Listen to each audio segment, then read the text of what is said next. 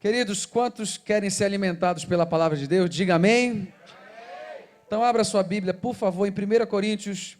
Essa é uma mensagem que eu ministrei esses 2 dias que eu estava pregando em algumas igrejas. Eu quero compartilhar com a minha igreja também.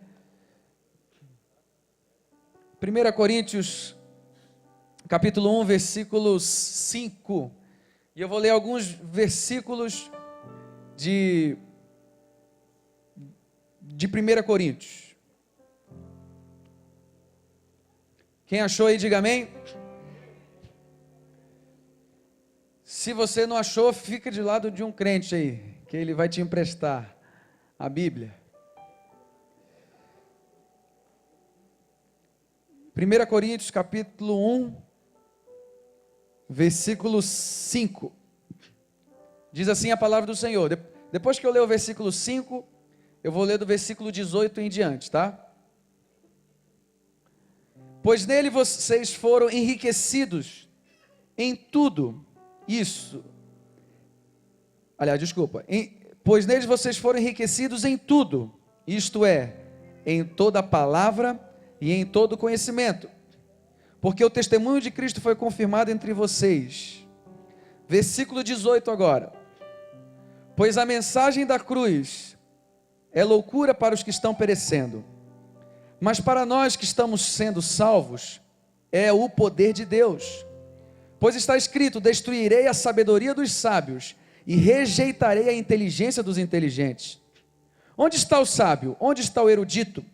Onde está o questionador desta era? Acaso não tornou Deus louca a sabedoria deste mundo? Visto que na sabedoria de Deus o mundo não conheceu por meio da sabedoria humana. Agradou a Deus salvar aqueles que creem por meio da loucura da pregação.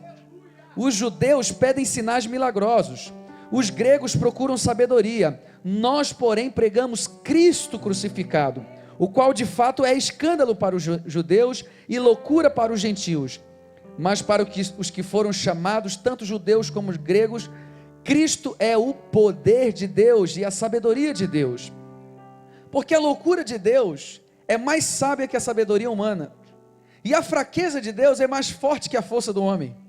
Irmãos, pensem no que vocês eram quando foram chamados. Poucos eram sábios segundo os padrões humanos, poucos eram poderosos, poucos eram de nobre nascimento, mas Deus escolheu o que para o mundo é loucura, para envergonhar os sábios, e escolheu o que para o mundo é fraqueza, para envergonhar o que é forte. Ele escolheu o que para o mundo é insignificante, desprezado, e o que nada é, para reduzir a nada o que é, a fim de que ninguém se vanglorie diante dele. Porém, por iniciativa dele que vocês estão em Cristo Jesus, o qual se tornou sabedoria de Deus para nós, isto é, justiça, santidade e redenção, para que, como está escrito, quem se gloriar, glorie-se no Senhor. Levante as suas mãos e diga assim: toda honra, toda glória seja dada ao Senhor. Aplauda bem forte a Jesus, porque Ele é digno de toda a honra e toda a glória. Aleluia, aleluia, louvado seja Deus. Queridos, eu queria refletir com você nessa noite sobre algumas verdades desses textos que nós acabamos de ler, e a primeira delas é quando ele fala: vocês foram enriquecidos em tudo. É uma palavra que nos chama muita atenção, até por conta do mundo que a gente vive, onde tudo se valoriza os bens materiais, onde as pessoas, elas são bem vistas pelo que elas têm, onde elas são aceitas ou não, pelo carro que tem, ou pela casa, ou pela roupa que usa. Dependendo de como você tem ou não tem, você vai ser aceito em alguns ciclos de amigos ou não. Só que eu tenho aprendido, à luz da palavra, que os caminhos de Deus, e os pensamentos, e a forma que Deus age, é muito diferente dos nossos padrões. A forma que a gente pensa é muito diferente da forma que Deus pensa. A forma que Ele age é totalmente diferente da forma que a gente imagina que Ele vai agir. Quantas e quantas vezes você imaginou eu vou orar e vou pedir para que Deus me abençoe dessa forma. E quando você vê, acontece de uma forma totalmente diferente do que você imaginou. Sabe por quê? Porque Deus é especialista em fazer isso mesmo. Ele confunde. Quem ia imaginar que o Messias viria de um filho de carpinteiro, que ia nascer em uma manjedoura? Quem imaginaria? Deus faz essas coisas. Você já percebeu que quando você vai perguntar de algum parente, como é que está o João? Como é que está Maria? Como é que está o cunhado? A resposta das pessoas sempre é relacionada à questão financeira. Eles estão bem, ou então de saúde. Ah, olha, o fulano está bem. Está bem de quê? Só de dinheiro? Ou não, fulano está mal, hein? Ou seja, ou ele está devendo muita gente, está desempregado. É a primeira coisa que a gente pensa. Mas o apóstolo Paulo, ele fala uma coisa muito interessante para a igreja de Corinto. Eu vou ler de novo com você no versículo 5. Pois nele vocês foram o quê? O que diz a sua Bíblia aí? Diz o quê? Enriquecidos em tudo. Isto é, no quê? Em toda palavra e em todo conhecimento. Eu contei essa história, vou repetir. O meu pai recentemente me ligou e falou de uma história, não sei se é verdadeira ou não, mas ela é bem interessante. Ele falou que um homem teve um sonho. E ele sonhou que o homem mais rico da cidade morria. Aí quando ele teve esse sonho, ele pensou: quem é o homem mais rico da cidade? É o meu patrão. Eu vou falar esse sonho para ele. Corajoso, né? Chegou o patrão e falou assim: olha, eu tive um sonho que o homem mais rico da cidade morria. Aí o patrão pensou assim: bem, eu sou o homem mais rico da cidade, deve ser eu que vou morrer. Passaram-se 6 meses, morreu o homem que teve o sonho. Sabe por quê? Que ele era o homem mais rico daquela cidade. Não era de dinheiro não, era do grande tesouro que ele tinha naquele vaso de barro. A gente fica pensando, qual é a maior riqueza que um homem pode ter? Qual o bem mais precioso que a gente pode dar à nossa prole, aos nossos filhos? Será que de fato é um bem material? E a gente analisando, Paulo fala assim: em todo conhecimento e na palavra. Quando uma pessoa está cheia da palavra de Deus, ela já tem tudo o que ela precisa, porque o resto vai ser consequência. A palavra, ela liberta, ela transforma, ela cura. Então, querido, se você deseja ser rico, quantos querem sair dessa noite aqui cheio de riqueza? Diga glória a Deus. Então levanta a sua Bíblia aí bem alto. Diga assim: a palavra de Deus é a maior riqueza que eu possa ter. Vocês já foram enriquecidos em tudo, ou seja, na palavra e no conhecimento. E hoje em dia, na suposta crise que existe, mas eu quero declarar em nome de Jesus que você não está na crise, você está em Cristo, amém? Não estou fazendo apologia não existe problema, eu sei que existe, e Jesus não enganou ninguém. Ele disse em João 16:33, no mundo tereis aflições, mas tende bom ânimo, porque eu venci o mundo. A diferença é que em meio a tanta turbulência, a gente tem a paz que excede todo entendimento, amém? Então, queridos, a palavra de Deus nos traz a garantia do conhecimento, de sabedoria, da verdade.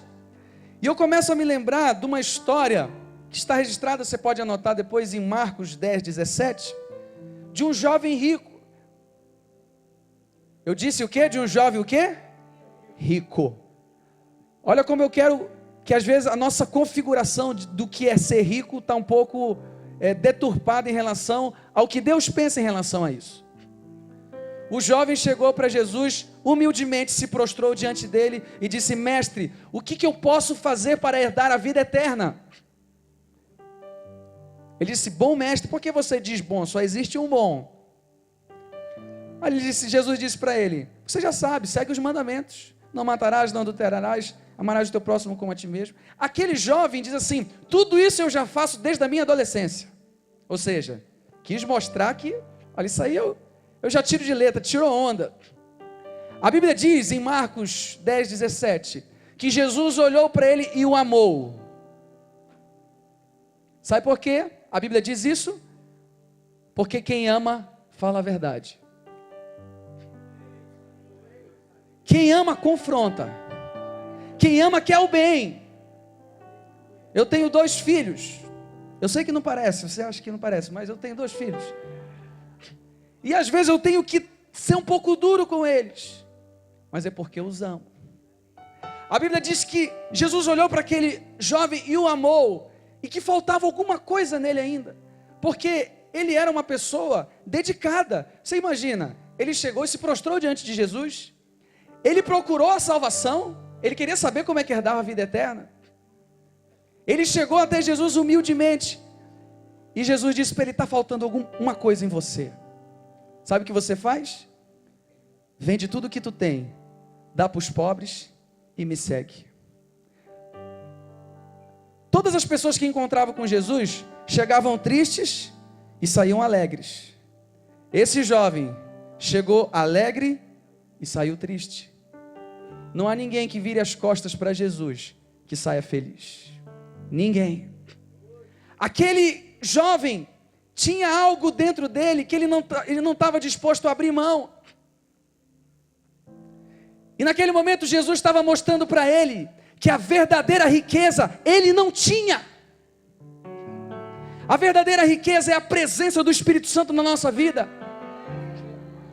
É igual uma pessoa que está se afogando, está à beira da morte, e ela tem vários quilos de ouro, e ela precisa abrir mão daquela fortuna, porque senão vai fazer peso e vai fazer com que ela morra afogada. E sabe o que ela faz?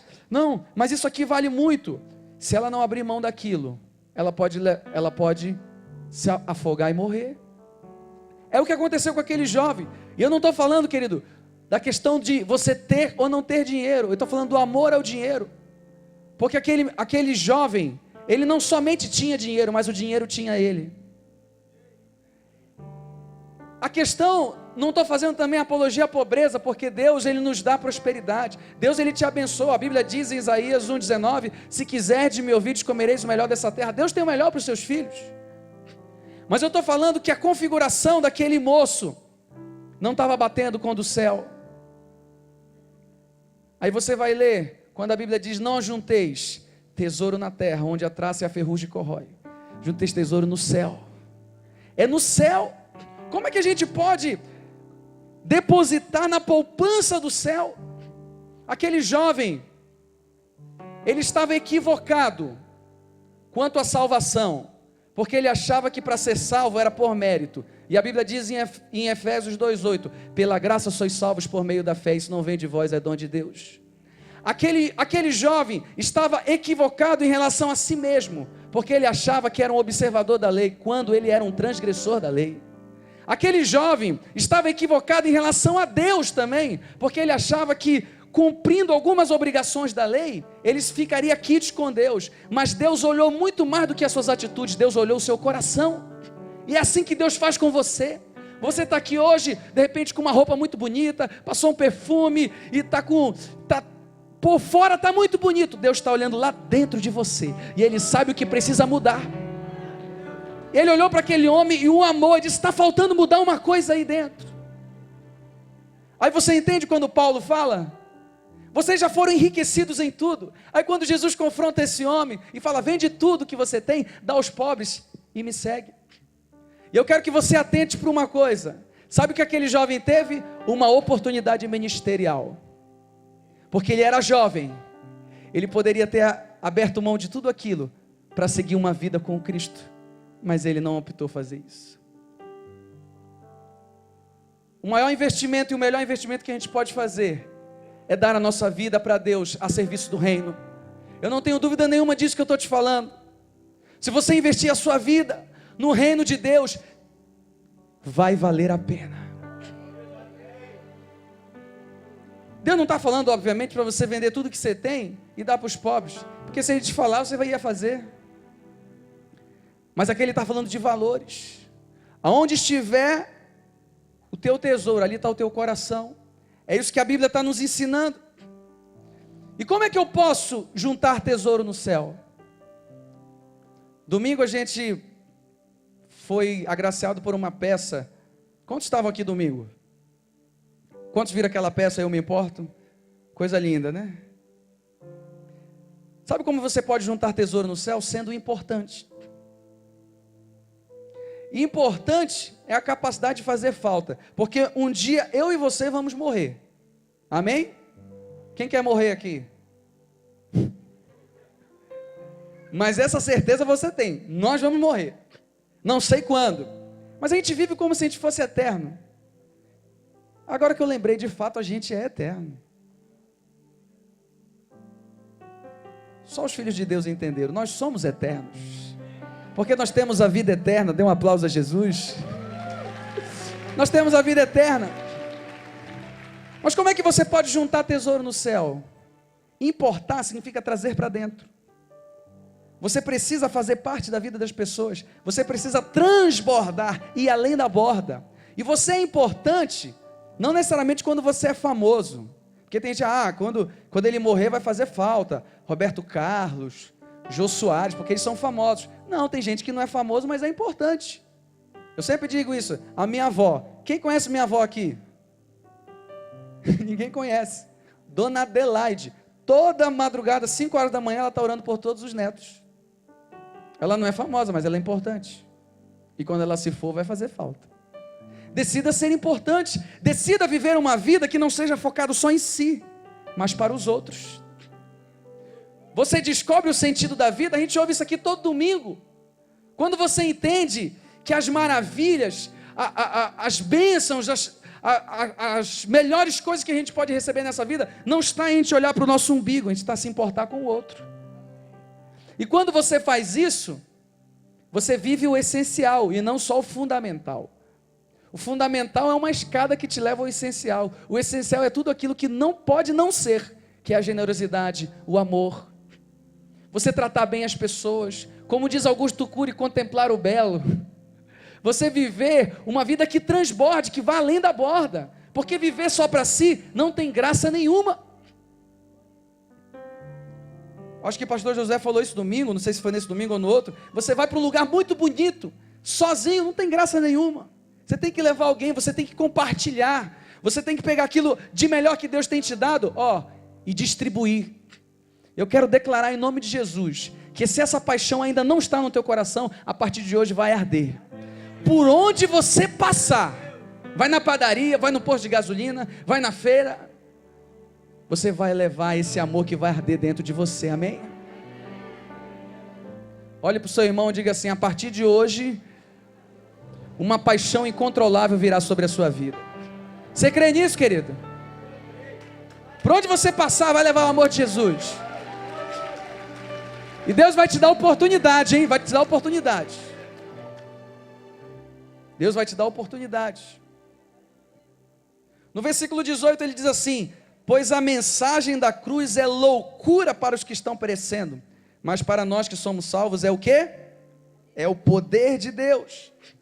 Querido, a igreja de Corinto era um dos mais importantes centros da filosofia grega.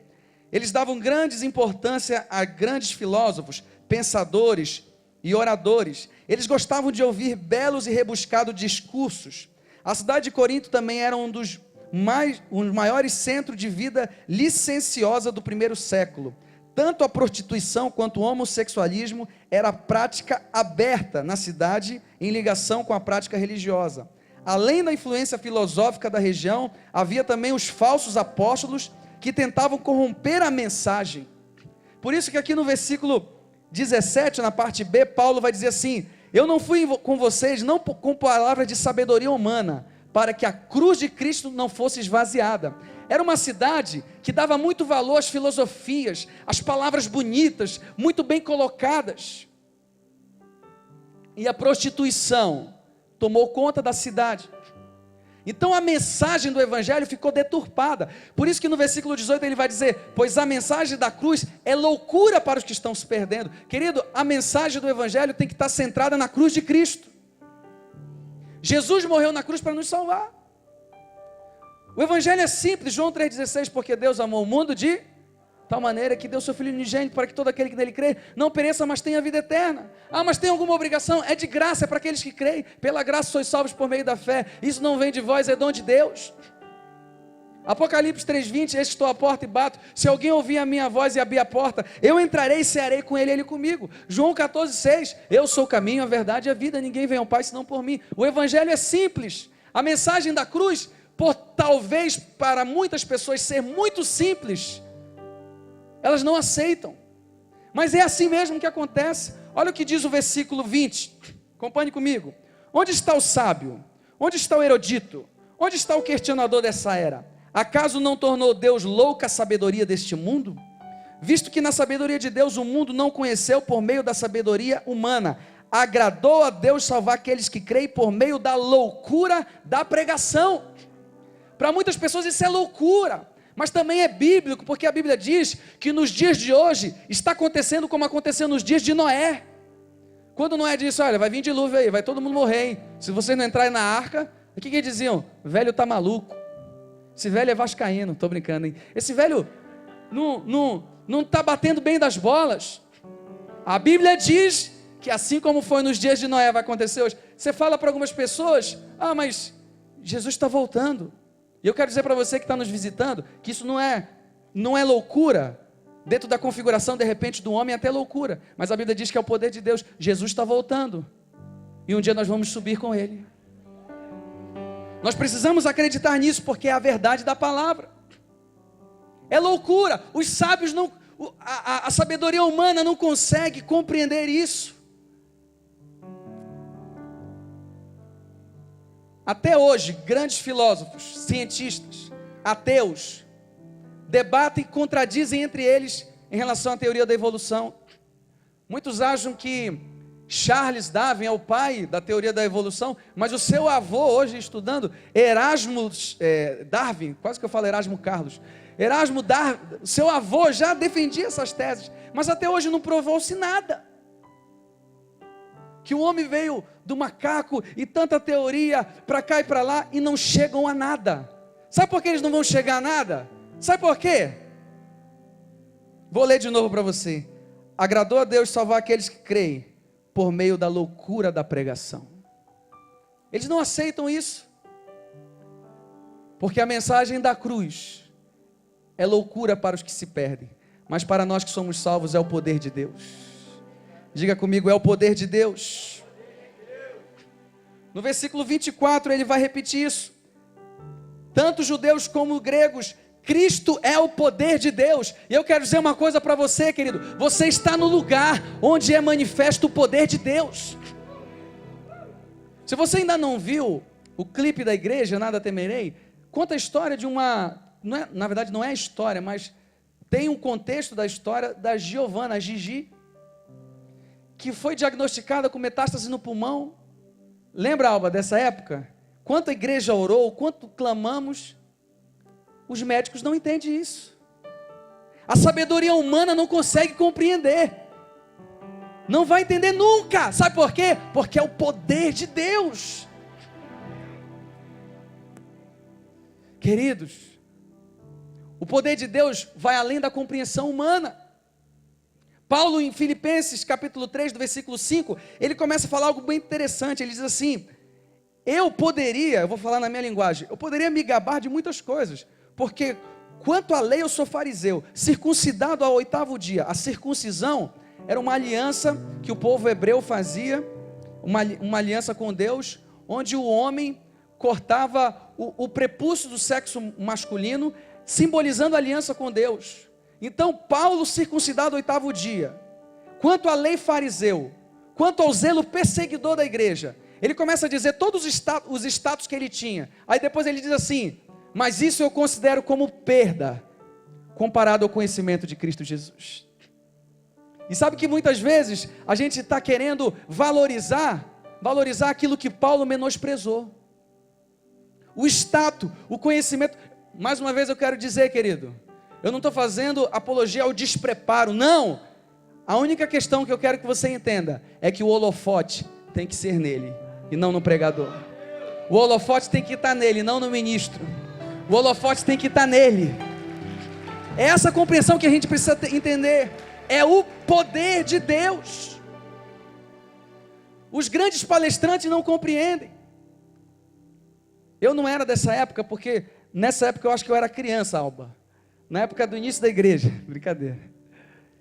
Mas quem poderia imaginar que uma igreja que começou numa escola municipal se transformaria no que é hoje? Sabe como é o nome disso? Poder de Deus. Realizando milagres diariamente, de casa em casa, no partir do pão. Unânimes na doutrina dos apóstolos. Fiéis, porque vem dificuldade, mas sobre todas elas nós já somos mais que vencedores. E eu quero declarar algo muito profético.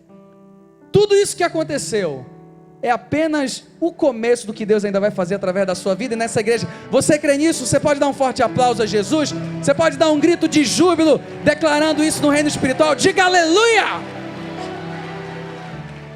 Virá uma multidão. Já tem igreja em Caxias, já tem igreja em Guaratiba, já tem igreja em Vargem Grande, vai ter igreja na Zona Sul, vai ter igreja em Cordeiro, vai ter igreja em tudo quanto é lugar do Rio de Janeiro, do Brasil e do mundo. E sabe quem Deus vai usar? Sabe quem Deus vai usar para ser os pastores desses lugares? Bate a mão aqui no peito assim, ó. Diga eu. Não, você não está acreditando, diga assim, eu. Diga para o seu irmão, é você que vai, não foge não, varão.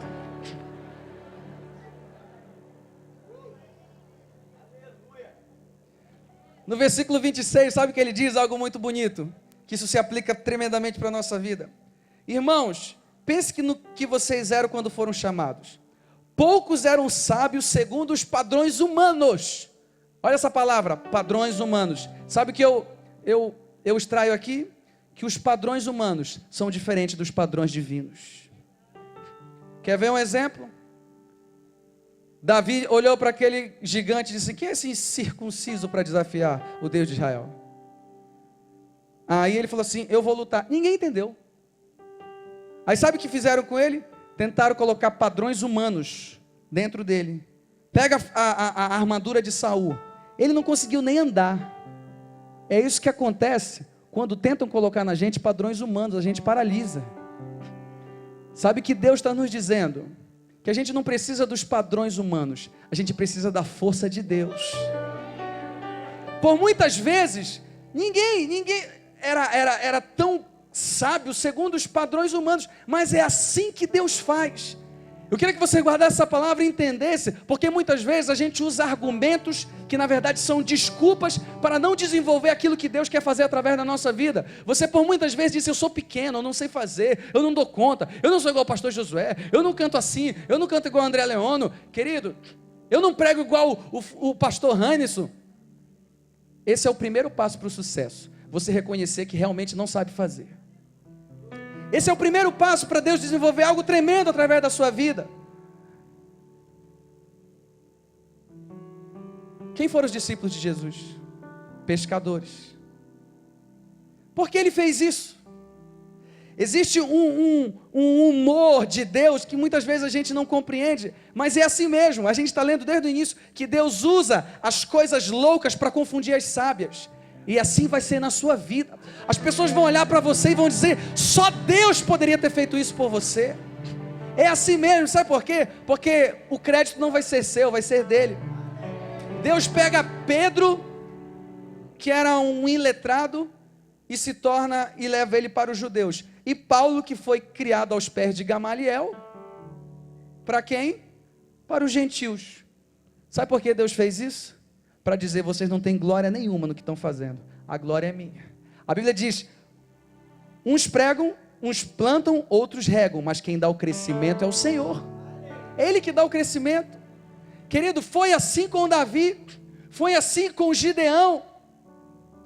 E muitas vezes a gente pensa que Deus, Ele precisa de uma grande estrutura para realizar um milagre. Não, Ele precisa de um coração dependente dEle. Ele precisa de uma pessoa que entende que é Ele que faz o milagre. Os midianitas estavam perturbando o povo de Israel. E Deus levanta Gideão. E tinha um grande exército. E Deus fala para Gideão: Gideão, tem muita gente. Você já viu aquela situação maluca que você tem que... Vou transformar um pouco para o nosso dia a dia. Você tem uma conta de 10 mil para pagar. E você só tem 1.000. E Deus olha para você, você tem muito dinheiro, você só precisa de 10 reais para pagar essa conta de 10 mil. É como se fosse isso, é uma loucura. Deus, Ele tem essas loucuras, eu quero que você entenda isso. Ele tem essas loucuras para mostrar o seu poder. E Ele disse para Gideão, Gideão, os tímidos e covardes dê um passo atrás. Só aí foram 22 mil. Gideão, aqueles, leva o povo para beber água. Os desesperados que forem igual um cachorro maluco bebendo água, tira esses fora. Mas aqueles que levarem as mãos, ficarem observando o exército inimigo, a água até a boca, você separa esses. Quantos ficaram? Deus não precisava de um grande exército para mostrar que a vitória vinha pelas mãos do Senhor. Com 300 homens, em uma só voz, Deus deu a vitória ao povo de Israel. Deus faz essas coisas. O que tem para alimentar esse povo aí? Só 5 pães e 2 peixes. Outra situação, estou mostrando para você várias. Aí os discípulos, já está tarde, despede a multidão. Sabe o que Jesus fala? Dê vocês de comer. Olha que interessante, você já parou para pensar nisso? Jesus não disse assim, fiquem calmos, porque eu vou fazer um grande milagre. Não está escrito isso. Está escrito assim, eles chegam para Jesus e falam assim, já está tarde, e estamos no deserto, tem mais de 5 mil pessoas, o que eles vão comer? Jesus fala assim, dê vocês de comer. Isso é algo profético. Sabia disso, querido? Que é profético isso? Que você pode alimentar uma multidão? Você pode alimentar uma multidão, você não está acreditando, como eles não acreditaram. Como é que pode alimentar uma multidão com 5 pães e 2 peixes? Sabe que os 5 pães e 2 peixes representam? A tua limitação, o pouco que você sabe. Mas você só precisa acreditar que o Deus que faz todo milagre está contigo. Ele usa essas coisas extraordinárias. Sabe por que Ele faz isso? Ele usa as coisas loucas para confundir as sábias. É assim que vai ser na sua vida, é assim que vai ser na tua família. Creia nisso, querido, é a palavra de Deus. A palavra de Deus, ela é viva, ela é eficaz, ela é mais cortante que uma espada de 2 gumes, ao ponto de dividir alma, espírito, juntas e medulas, e apta para discernir pensamentos e intenções do coração. A palavra, ela fala, ela revela, assim vai ser na sua vida. Não imagine, eu estou assim, porque a minha família é pobre, porque ninguém me ouve, porque lá na igreja assim, assim, assado. Querido, pare de se vitimizar, Deus é contigo. Isso não vai dar em nada. Deus te escolheu para fazer grandes coisas. A maior riqueza você já tem. A maior riqueza você está levando do seu coração. De repente hoje você tinha uma coisa para fazer, um negócio para fechar, uma conversa para ter. Eu quero dizer uma coisa, você escolheu a boa parte, que foi vir aqui ouvir a palavra de Deus, se render aos pés de Jesus. A maior riqueza é essa. A maior riqueza que a gente pode deixar para os nossos filhos é a paixão pela presença de Deus.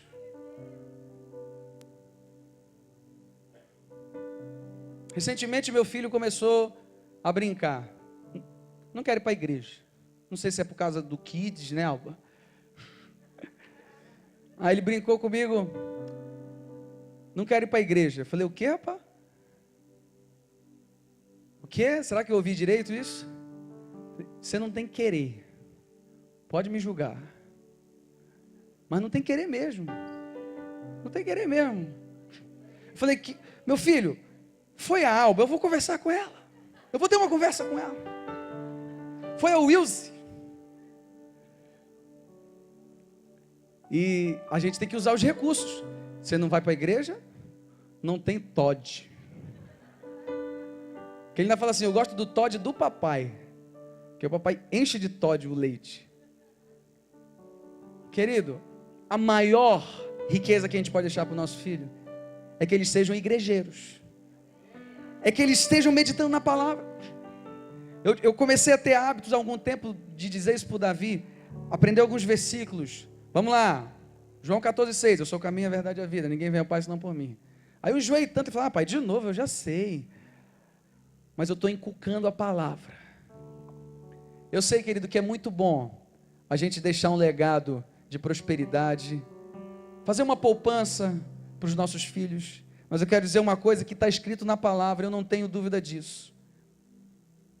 você já tem a maior riqueza, que é a palavra e a presença de Deus na sua vida. Só transfira eles. E faz aquilo que a palavra nos ensina. Ensina a criança onde? No caminho.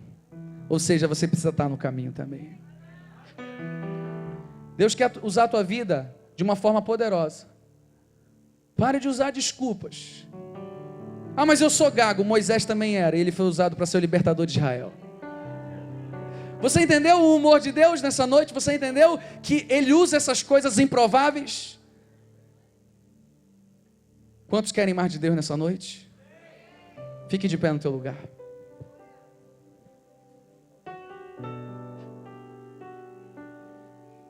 Levanta as tuas mãos aos céus. Diz: Senhor, Tu és o meu bem maior. Tu és a maior riqueza que eu possa ter. Comece a glorificar Ele aí onde você está. Comece a glorificar a Ele. Senhor, obrigado pela Tua riqueza. Obrigado, Senhor,